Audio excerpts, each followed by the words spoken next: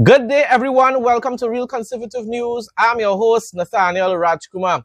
Starting off locally here in Trinidad and Tobago, the bacchanal never ends. Prime Minister Kamla has ordered legal action against Member of Parliament for Port of Spain South Keats, Scotland.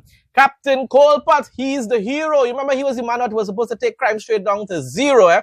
Telling you, politicians just love to play games with the minds of citizens. Continues under the UNC now, accusing his chambers of fraudulent misrepresentation at T&TEC. In a fiery disclosure, the Prime Minister exposed a web of protection for a high-profile political financier, claiming state funds were deliberately compromised.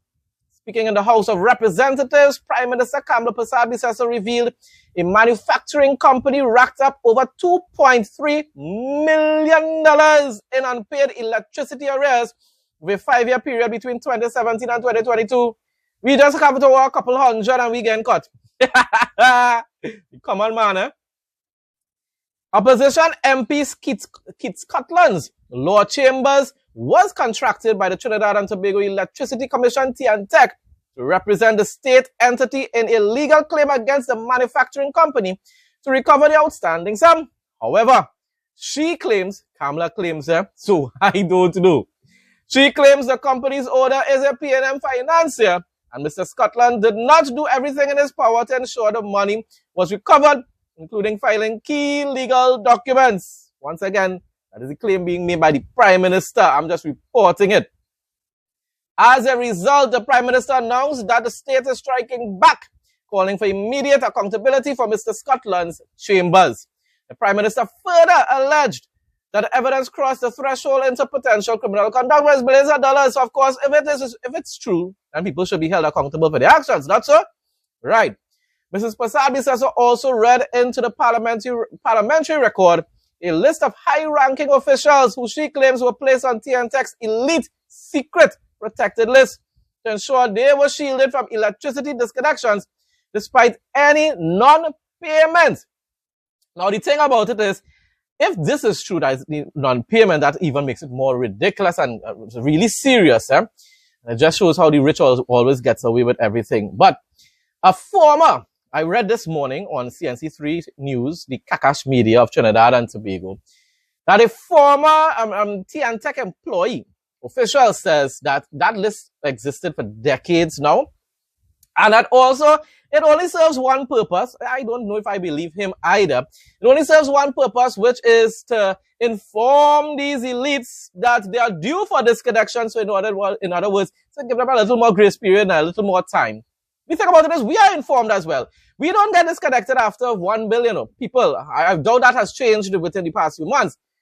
If it is you receive one bill from T&TEC and you don't pay it, it's when you get your second bill, then you end up seeing a notification underneath that says due for disconnection, and you're given, I think, 14 days or so in order to clear your arrears. So all he is saying or claiming is that this list is just so that these elites are called personally by T&TEC employees and said, "Sir, madam, you are due for disconnection." I don't know if I believe that either.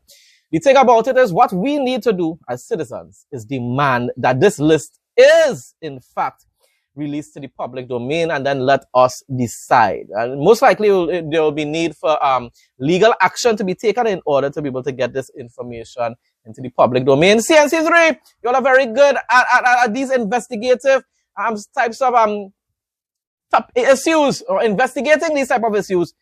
Get it done, or maybe the P&M is being, allegations are being made against the P&M, so they should file the lawsuit. And let us see all who were actually on this list, because the former employee says that UNC officials were also on that list. So let the public see, man. I can't just go on your word either. I want the truth.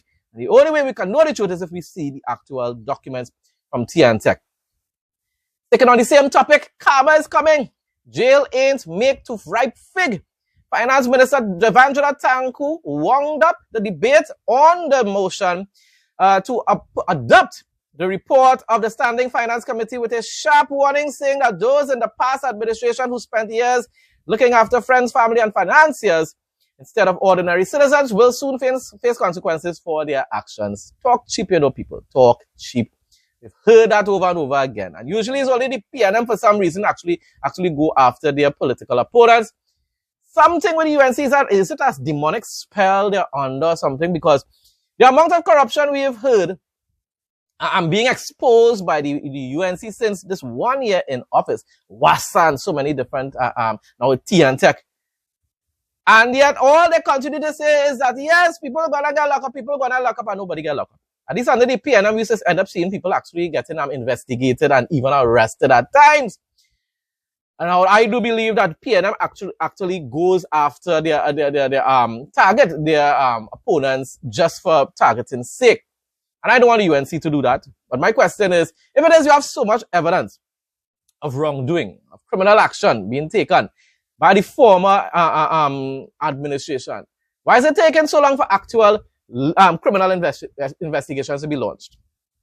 Telling you, it's only propaganda, and all they are doing, all UNC is doing is just playing the same kind of mind games that PNM played for 9 years, and of course, 60 plus years by extension. PNM has been playing these kind of games long before I was even born in 1982.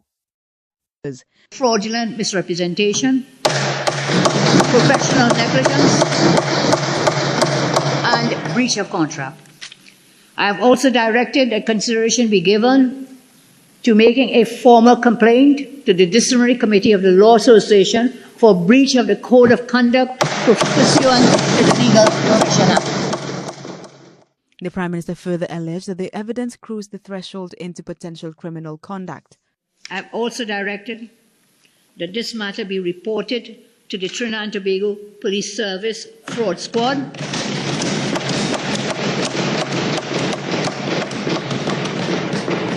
and also to the ACIB, Anti-Corruption Bureau,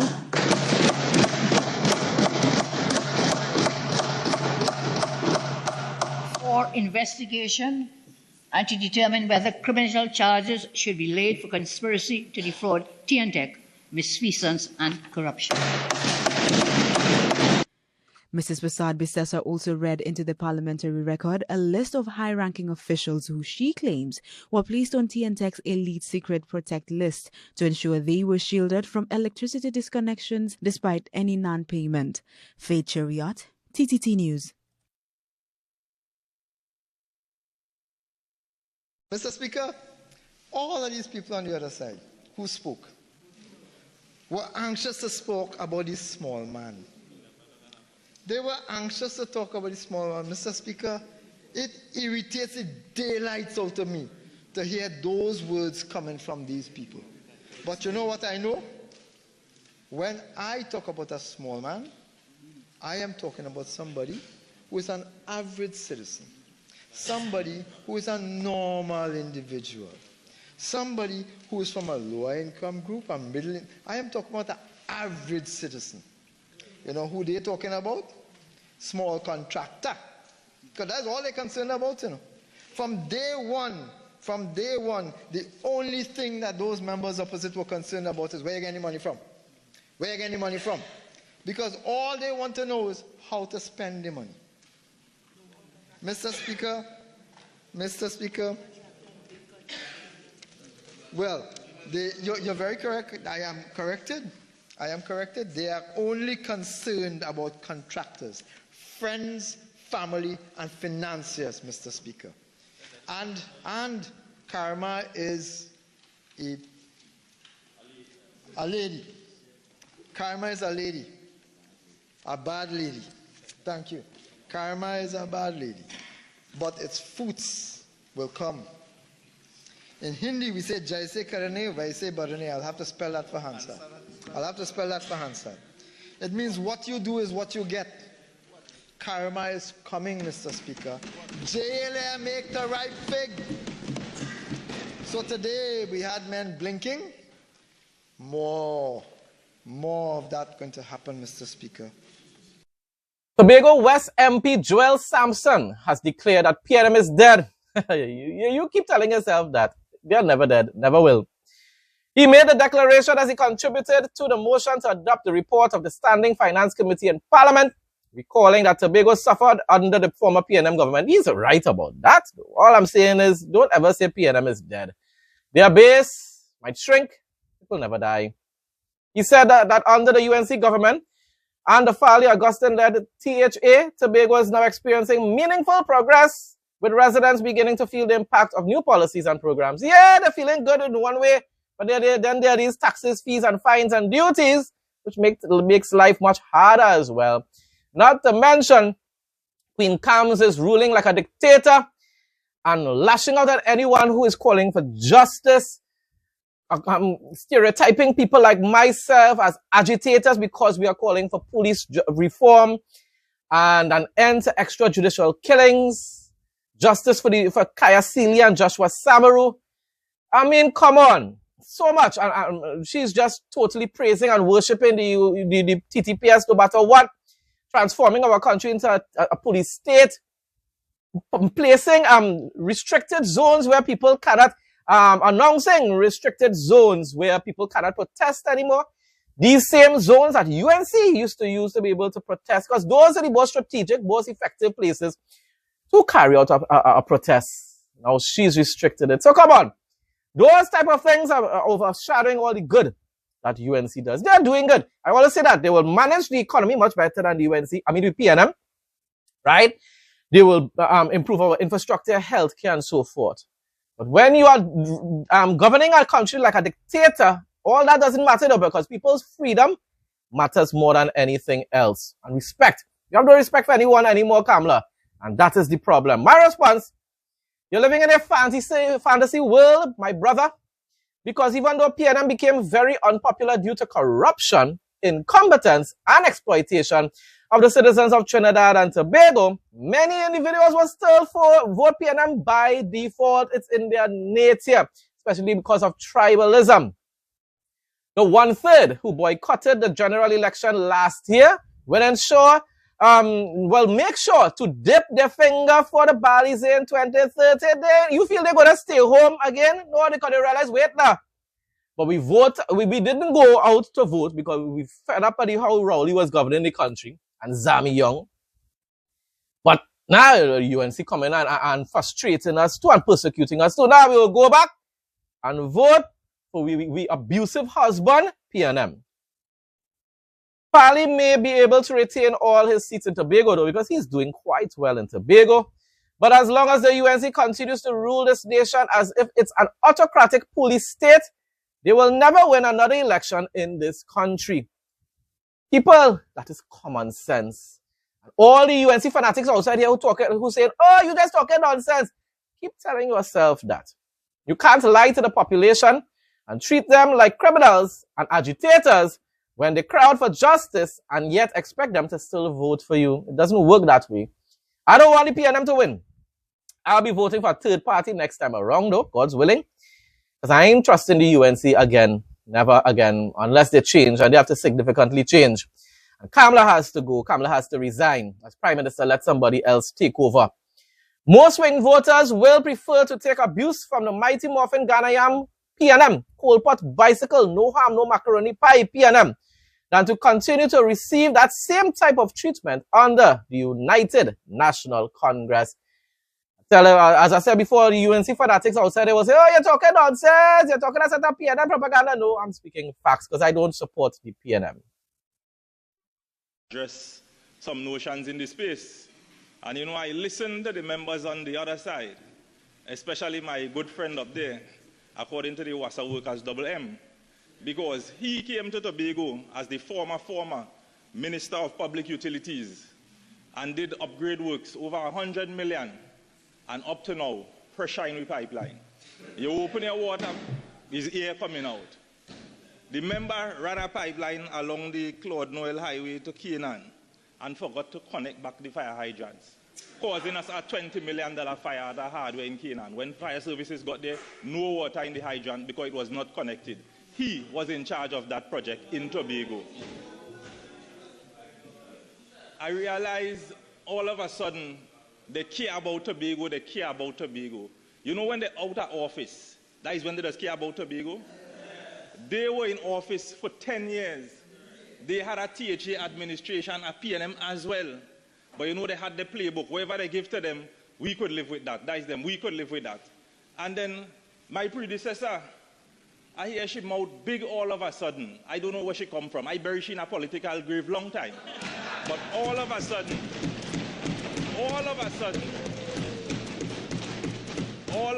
she have the most mouth talking about who don't talk and who don't care.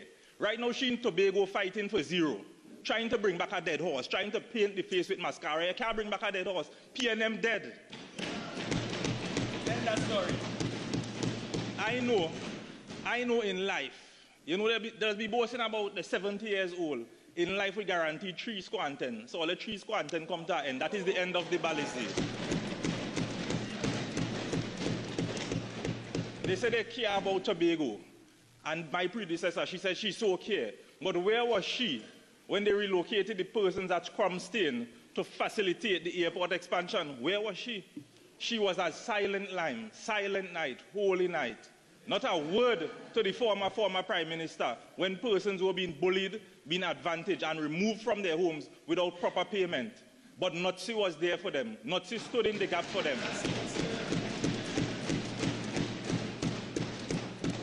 The THA, led by the Honorable Farley Chavez Augustine, ensured that these people are now being relocated in some level of comfort. When they relocated the persons, the development was incomplete, and they talk about the care. Persons were paying $50 a square foot for the lands that they were relocated to. But the Honorable Farley Chavez Augustine, in his insight and brilliance, reduced that to $15 per square foot so that persons can relocate comfortably. He also changed the policy so that it became intergenerational. So if someone passes on, their children can continue paying for it just like how they live there. Weather report for Trinidad and Tobago on Wednesday, June 17, 2026. The weather in Trinidad and Tobago on Wednesday, June 17, 2026 will feature partly cloudy, slightly hazy, and at times breezy conditions. The temperature is expected to reach a maximum of 30 degrees Celsius to 32 degrees Celsius, with a felt heat index climbing to 34 degrees Celsius. Overnight lows will drop to around 24 degrees Celsius to 25 degrees Celsius. According to the Trinidad and Tobago Meteorological Service, the daytime fair spells will be interrupted by scattered isolated showers during the afternoon. A mild to moderate concentration of Saharan dust is also tracking into the atmosphere. Spring tides are also in effect until Wednesday, meaning marine interests should remain cautious. Marine conditions. Seas will be slight to moderate in open waters. Waves will be near 1.5 meters in open waters and 1.0 meters in sheltered areas. Waves may become occasionally choppy near any sudden afternoon showers. Tides will reach their final peak phase for the spring tide cycle. Exercise caution along coastlines, particularly around high tide hours. Atmospheric alerts. Saharan dust concentrations are increasing across the islands. People with respiratory ailments or sensitivities should take the necessary precautions to manage air quality changes. General east to southeast winds will blow between 10 to 40 kilometers per hour. Winds can become temporarily gusty near heavier downpours. Regional news now, as the government of Guyana continues the national $100,000 cash grant distribution process. Senior Minister in the Office of the President with responsibility for finance, Dr. Ashni Singh, said the distribution process has been continuing smoothly, with more citizens having received the grant since the last government update provided. The minister recalled on March 19, 2026, 48,858 central government employees, public servants, teachers, and members of the disciplined services received their cash grants, amounting to $4.9 billion of additional income being placed in the hands of these public servants. Public servants, these middle-class individuals, are important to revive an economy, to build an economy. You have the purchasing power, people, so this is wonderful news coming out from Guyana as usual. I always say you need to enrich the middle class in order to stimulate an economy in a country. And that's exactly what President Ufan Ali is doing in Guyana. Now, of course, he isn't just giving the middle class this money. The working class citizens are also being given this cash grant. All citizens are being given this cash grant, which is wonderful. But it's really important to ensure that the middle class are empowered because they have the purchasing power. They are the ones that could be able to open small businesses, medium-sized businesses, even large businesses, and therefore provide employment for the working class citizens. So, and they also are consumers. They are also consumers, people. So therefore, when the working class citizens have their little parlors and their small stores and whatsoever, and they might be hairdressers and they might be seamstress and so forth, they benefit as well. But when you impoverish the middle class, you totally destroy a country, like what happened under the mighty Morphin Ghanaian coal pot bicycle PNM for the past 9.5 years. Prime Minister Dr. Andrew Holness has called for a fundamental cultural shift in Jamaica, arguing that the country's next stage of development depends not only on economic policies and investment, but on transforming national attitudes toward efficiency, productivity, and accountability. The Prime Minister said the issue goes beyond government and business and touches every aspect of Jamaican society. We are therefore fighting a battle here of culture, and we are going to need your help in guiding the conversations about the changes that are needed at every level of the society to become a more efficient player on the global stage, he said. Well, I hope you are just gang culture, because gang culture is what is destroying Jamaica. Gang culture is what is destroying the rest of the Caribbean, by extension, including here in Trinidad and Tobago, where people worship violence. They promote and glorify violence and gang affiliation and weed. Drawing comparisons with countries known for rapid development and high productivity, Holness reiterated his belief that Jamaica has the potential to emulate global success stories. I do believe that as well, a place I would love to visit in the near future. Minister of Finance Ryan Strawn has urged Barbados' private sector to aggressively capitalize on the country's new full membership in CAF, Development Bank of Latin America and the Caribbean, to drive export-led growth and strengthen economic resilience. Addressing a high-level private sector dialogue at the Sagicor School of Business, UWI Cave Hill, Strawn said the success of BERT 3.0 depends heavily on a competitive and outward-looking business sector. Yes, people, I'm telling you, a lot of the times, the business sector thrives when, once again, you have a prosperous and enriched middle class. BERT 3.0 is contingent on competitiveness and growth. And that growth has to be driven and led by the private sector with a little more focus on export. And therefore, it is important that we move quickly, we move with purpose to ensure that we can unlock opportunities for investment for Barbadians. Let me say to you, the private sector leaders in this room, thank you as well for being here, because your presence is a demonstration of intent. Intent to work alongside the government to be able to shape a Barbados that we know we need to be able to deliver and unlock genuine, inclusive opportunities for Barbadians, but equally to be able to move the private sector from being to move the private sector to a stronger footing in order to navigate the challenges of the world. International news now, not a single cent of American money. Vice President J.D. Vance pushed back on claims that the Iran deal will hand Tehran billions of dollars in U.S. funding, arguing that critics are misrepresenting what's actually on the table here. All right, you see you and Trump? And next set of people that I don't trust again either. Speaking on the 5, Vance said any economic benefits would come only if Iran completely changes its behavior and meets U.S. demands. They will pretend that they're complying. Boy, While Iranian state media claimed the deal involves releasing $12 billion in frozen funds before talks begin, and another $12 billion during the 60-day negotiation period, United States officials strongly denied this. You know what the thing about it is? You're already hearing the Iranian officials lying.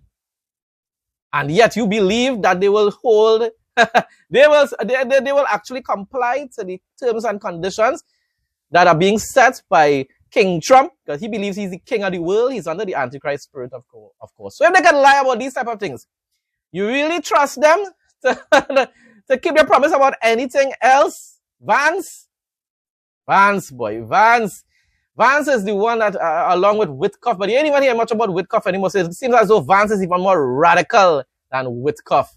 Vance is the one that is probably encouraging President Trump to disrespect Israel. Israel is now being treated as though they are some kind of a thorn in America's side to preventing this deal, this precious deal, from being accomplished or signed by the Ayatollah regime and the IRGC. That is the way Trump's making it sound now. Because, of course, he's trying to bully Israel into saying, okay, we will not strike and target Hezbollah terrorists in Lebanon anymore. I don't know if Trump might even end up demanding that Israel withdraws from Lebanon. But if that's the case, Prime Minister Netanyahu will have to come out clearly and boldly and say, no, that's it. If we have to sever all ties with America, then so be it. But we are not withdrawing our troops from Lebanon. Because once you do so, people, you know what is going to take place? The Hezbollah terrorists are going to come much closer to Israel's borders and begin to strike and target and fire missiles into northern Israel yet again to end up killing a lot of innocent civilians. Israel cannot allow that to happen. They talk about the benefits to the Iranians without any of the things the Iranians would have to give up and have to change in order to get those benefits. So you mentioned a $300 billion fund. I got to be very clear about this. Not a single cent of American money under any circumstance, no matter what the Iranians do, goes to Iran. Not a single cent of American money. Other money. Well, here's what this says. This says, for example, let's say that the United Arab Emirates, who have been a great ally, let's say they want to invest in a power plant in Iran. What this deal provides is that if the Iranians have done everything we require them to do, then we will allow the United Arab Emirates to do that. Because they can't do that right now without American approval. So we're fundamentally saying if the Iranians transform how they interact with the world, we will transform how the world economy interacts with Iran. But if they don't do any of that stuff, they don't get any of these benefits. So I think all the Democrats who are saying, well, the Iranians get all these things, they don't get anything unless there's been a complete transformation of how Iran interacts with the world. That would be a huge win for America. And to Jesse's point, if they don't do any of these things, we don't give them anything, they don't receive anything, their nuclear program is still destroyed, their military is still destroyed, their missile program and industrial base is still destroyed. We fundamentally have transformed the Middle East. Whether they comply or not, this is just icing on the cake, assuming they do all the right things. Bible quote of the day. Ephesians 2:18-21 NIV. For through him we both have access to the Father by one Spirit. Consequently, you are no longer foreigners and strangers, but fellow citizens with God's people and also members of his household, built on the foundation of the apostles and prophets, with Christ Jesus himself as the chief cornerstone. In him the whole building is joined together and rises to become a holy temple in the Lord. Folks, that brings us to the end of today's news report. Thanks again to everyone who continues to support my content. Please like, comment, share, and subscribe. Stay blessed and stay safe most of all. In Jesus' name.